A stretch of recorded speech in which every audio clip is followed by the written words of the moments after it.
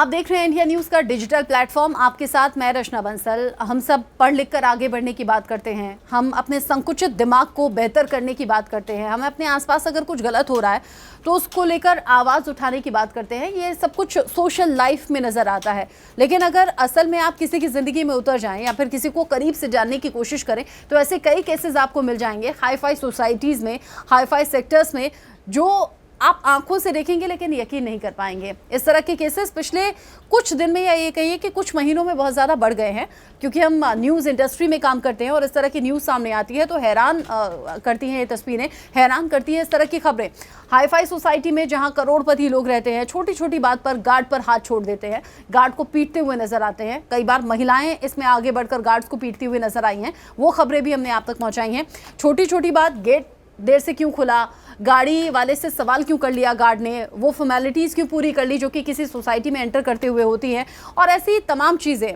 कुत्ते को लेकर किस तरह के विवाद दिल्ली एनसीआर में बहुत से हुए हैं।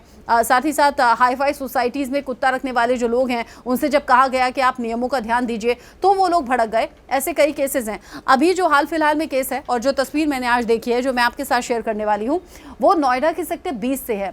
नोएडा का सेक्टर 20 का जो एरिया है वहाँ मैं भी रही हूँ। बहुत पॉश एरिया है और बहुत वेल ऑफ फैमिलीज़ वहाँ पर रहती हैं, बहुत समृद्ध और पढ़ी लिखी फैमिलीज़ वहाँ पर रहती हैं।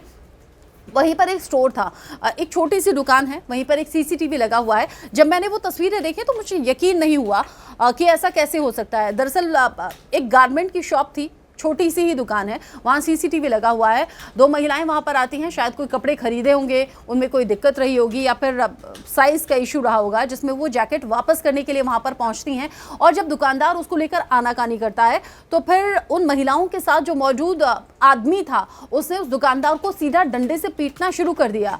ये तस्वीर बड़ी हैरान करती है। हम पढ़े लिखे होने की बात करते हैं, हम वेल ऑफ होने की बात करते हैं, हाई फाई कल्चर हम लोग अपनाते हैं, लेकिन इतनी छोटी छोटी सी बातों पर हम मारपीटाई पर उतारू हो जाते हैं। ऐसी तस्वीरें हाई फाई सोसाइटीज से आती हैं, कई सवाल खड़े करती हैं। तस्वीर आपको भी देखनी चाहिए। ये देखिए, ये वो दुकान है, ये काउंटर बना हुआ है, ये शख्स यहाँ पर है, कैलकुलेटर है, उसकी नोटबुक है, और अचानक ये शख्स आता है, डंडे से इसे पीटना शुरू कर देता है। ये आप तस्वीर देखेंगे तो आप भी सोच में पड़ जाएंगे कि आखिर ऐसा कैसे हुआ। 12 तारीख की ये घटना है। देखिए 12 जनवरी 2023 की ये घटना है। शाम 4:55 का वक्त हो रहा है। यहाँ पर ये शख्स काउंटर पर बैठा हुआ है। शुरू से आपको दिखाती हूँ, पॉज कर देती हूँ मैं। दो महिलाएं यहाँ पर खड़ी हुई हैं, एक शख्स यहाँ पर है। जैसे मैंने कहा कि गारमेंट की ये शॉप है, ये सब कपड़े यहाँ पर भरे हुए हैं। यहीं पर महिलाएं खरीदारी करने के लिए आई थी। यहाँ पर इसका सामान है, यहाँ पर अपना वो कुछ हिसाब किताब कर रहा है। यहाँ पर महिलाएं शायद मुझे लगता है ये प्रोडक्ट वापस करने आई होंगी। इसको लेकर ये शख्स कह रहा होगा कि नहीं, इसे वापस नहीं किया जा सकता। कई दुकानदार ऐसे होते हैं जो कहते हैं प्रोडक्ट हम वापस नहीं करेंगे, हम एक्सचेंज कर देंगे। मतलब अगर आपको ये समझ में नहीं आ रहा तो कोई दूसरा प्रोडक्ट यहाँ से ले लीजिए। पैसे बहुत कम चांसेस होते हैं कि दुकान वाले देते हैं। कुछ यही बात चल रही होगी शायद। विवाद बढ़ता है, फिर ये महिला कुछ बाहर आवाज लगाती है, इतने में ये शख्स आता है और डंडे से इस शख्स को पीटना शुरू कर देता है। दुकानदार है, ये अपने आप को बचाने की कोशिश कर रहा है। ये देखिए सर पर हाथ रख रहा है, क्योंकि अगर सर पर ये डंडा लग जाएगा तो गंभीर चोट लग सकती है। पीछे एक और शख्स है जिसके हाथ में लंबा सा डंडा है। मुझे लगता है कि ये शायद यहाँ पर सिक्योरिटी गार्ड होगा, हालांकि चेहरा नहीं दिखा है। फिर एक और शख्स आता है बाहर से जो इस आदमी को रोकने की कोशिश करता है कि जो कि डंडे से इस दुकान वाले को मार रहा था, पीट रहा था। क्योंकि जब इसे पीटा जा रहा था आसपास जो दुकानें होंगी और वहाँ तक आवाज़ भी गई होगी, उसने बचाने के लिए आवाज़ लगाई होगी, चीख रहा होगा, बोल रहा होगा कि मुझे बचाइए। ऐसे में ये जो इंसान है ये बाहर से भाग कर आता है, इसका डंडा पकड़कर इसे रोकने की कोशिश करता है। ये लगातार उल्टा सीधा कुछ बोल रहा है, चेहरे के एक्सप्रेशंस बता रहे हैं, गाली गलौज भी कर रहा है। ये इस शख्स को इसे मारने से रोकता है, लेकिन ये जो डंडे से चोट मारी गई है, देखिए मुझे अभी ये तस्वीरें आपको दिखाते हुए मुझे ध्यान पड़ा है कि यहाँ पर खून के कुछ ड्रॉप्स पड़े हुए हैं और उस शख्स को इस डंडे से जब मारा गया है तो उसे चोट भी काफ़ी ज़्यादा आ गई है। हालांकि वो हाथों से ही खुद को बचाने की कोशिश कर रहा था। देखिए ये जो शख्स है जो इससे पूछ रहा है कि तुम्हें चोट तो नहीं लगी, इसके हाथ पर भी खून लग गया है।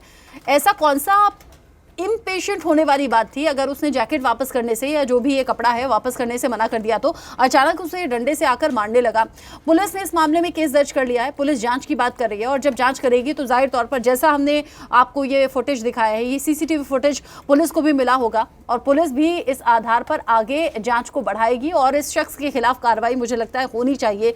बात कोई भी हो, इशू कोई भी हो, लेकिन कानून में कानून हाथ में ले लेना कहीं से कहीं तक भी ठीक नहीं है। किसी पर इस तरीके से हाथ छोड़ देना, किसी की इस तरह से पिटाई कर देना, ये कतई ठीक नहीं है। और ख़ासतौर से वेल ऑफ कल्चर का अगर आप हवाला देते हैं, हाईफाई सेक्टर में आप रहते हैं, नोएडा जैसे शहर में अगर आप रह रहे हैं और इतनी छोटी सी बात पर अगर आप इम्पेशेंट हो जाते हैं तो ये कतई ठीक नहीं है। शख्स के खिलाफ पुलिस कार्रवाई करने की बात कर रही है और पुलिस दोनों ही जो पक्ष है उनसे पूछताछ भी कर रही है और रियल में इशू क्या था ये पता लगाने की कोशिश कर रही है। जैसे मैंने कहा कि इशू कुछ भी हो सकता है उसने प्रोडक्ट वापस करने से मना कर दिया हो या पैसे देने से मना कर दिया हो, कोई भी इशू हो, लेकिन इम्पेशेंट कभी भी इतना ज़्यादा नहीं हो जाना चाहिए कि आप कानून हाथ में ले लो और आप किसी को मारने लग जाओ।